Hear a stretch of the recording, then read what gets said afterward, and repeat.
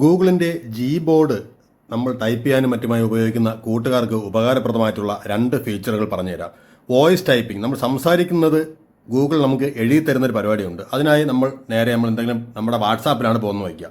ഞാൻ വാട്സാപ്പിൽ പോയി ഇപ്പോൾ ഞാൻ ടൈപ്പ് ചെയ്യാൻ വേണ്ടി ഇങ്ങനെ എടുക്കുമ്പോൾ നമ്മുടെ ആ ഗൂഗിളിൻ്റെ ജി ബോർഡ് ഓപ്പണായി വന്നു. അപ്പോൾ ഇതുപോലെ ആയിരിക്കും നിങ്ങൾക്ക് ഇൻ്റർഫേസ് കാണുക. നമ്മൾ എന്ത് ചെയ്യേണ്ടതെന്ന് പറഞ്ഞു കഴിഞ്ഞാൽ നമ്മൾ നേരെ ആ സെറ്റിംഗ്സ് എന്ന ഓപ്ഷനിലേക്ക് പോവുക. ഈ സെറ്റിംഗ്സിൽ പോയി ഇവിടെ നിങ്ങൾക്ക് വോയിസ് ടൈപ്പിംഗ് എന്നൊരു ഓപ്ഷൻ ഇവിടെ കാണുവാൻ സാധിക്കും.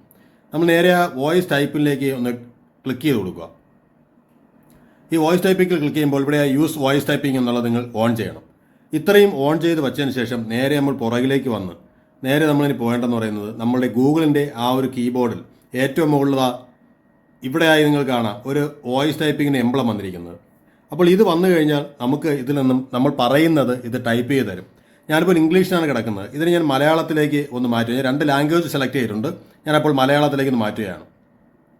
ഞാനിതൊരു മലയാളത്തിലേക്ക് മാറ്റിയിട്ടതിന് ശേഷം ഞാൻ ഇതിലൊന്ന് ക്ലിക്ക് ചെയ്യുന്നു.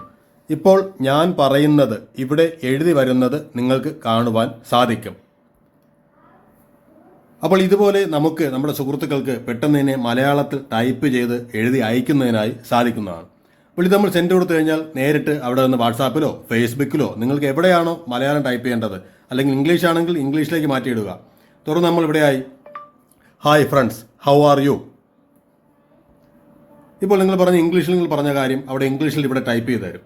അപ്പോൾ നമുക്ക് വളരെ വേഗത്തിൽ കാര്യങ്ങൾ ടൈപ്പ് ചെയ്യുന്നതിനും അയക്കുന്നതിനായി ഈ ഒരു ഫീച്ചർ നിങ്ങൾക്ക് വളരെയധികം ഉപകാരപ്പെടും. ഇതേ കാര്യം നമുക്ക് അറിഞ്ഞൂടാത്ത ഭാഷയിൽ മലയാളം മാത്രമേ നമുക്ക് അറിയാവൂ. നമുക്ക് ഇംഗ്ലീഷിലേക്ക് മാറ്റണമെങ്കിലും ഈ കീബോർഡിൽ അതിനുള്ള വകുപ്പുണ്ട്.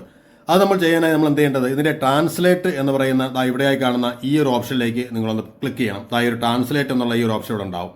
നിങ്ങളിത് ക്ലിക്ക് ചെയ്ത് കഴിഞ്ഞാൽ നിങ്ങൾക്ക് മുകളിലായി ഇതുപോലെയായി ഒരു ഇൻ്റർഫേസ് ഇങ്ങനെ ഓപ്പണായി വരുന്നതായി കാണുവാൻ സാധിക്കും.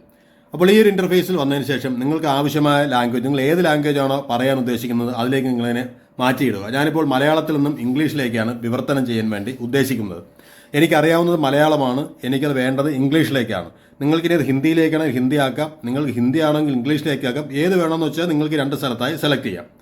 അപ്പോൾ ഞാനിപ്പോൾ ഇവിടെ ടൈപ്പ് ചെയ്യാൻ പോവുകയാണ്. അതിനായി ഞാനിവിടെ ക്ലിക്ക് ചെയ്യുന്നു. ഞാനിവിടെ ക്ലിക്ക് ചെയ്തതിന് ശേഷം ഞാൻ നേരത്തെ നമ്മൾ ചെയ്ത പോലെയുള്ള ആ ഒരു വോയിസ് ടൈപ്പിങ്ങിൻ്റെ ബട്ടണിൽ തന്നെ ക്ലിക്ക് ചെയ്യാൻ പോവുകയാണ്. ഞാൻ ഇവിടെയായി തന്നെ ക്ലിക്ക് ചെയ്യാൻ പോവുകയാണ്. അപ്പോൾ ഞാൻ ഈ വോയിസ് ടൈപ്പിങ്ങിൽ ക്ലിക്ക് ചെയ്തു. ഇപ്പോൾ ഞാൻ പറയുന്ന കാര്യങ്ങൾ ഇവിടെയായി ടൈപ്പ് ചെയ്തു വരുന്നതും അത് ഇംഗ്ലീഷിൽ നിങ്ങൾക്ക് കൺവെർട്ട് ആകുന്നതും കാണുവാൻ സാധിക്കും.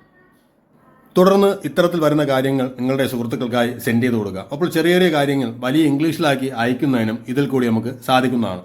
അപ്പോൾ ഗൂഗിൾ കീബോർഡിൻ്റെ വളരെ ഉപകാരപ്രദമായിട്ടുള്ള കീബോർഡാണ്. ഇതിലുള്ള രണ്ട് ഫീച്ചറുകൾ നിങ്ങൾക്ക് ഉപകാരപ്പെടുമെന്ന് വിചാരിക്കുന്നു.